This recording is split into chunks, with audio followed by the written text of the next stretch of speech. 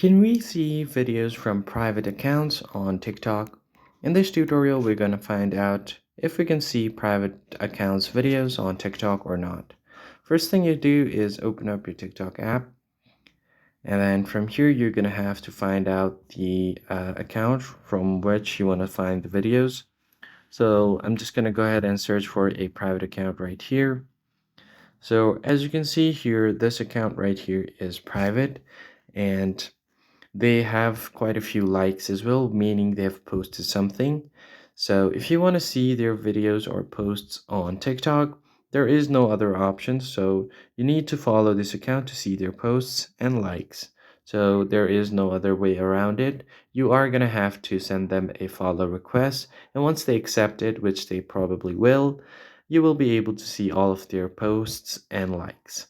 So click on this follow button real quick. And then once they get notified about your follow request, they will most probably accept it. And then after that, you should be able to see all of their videos and posts and likes. That's it for this video. I'll see you guys on the next one.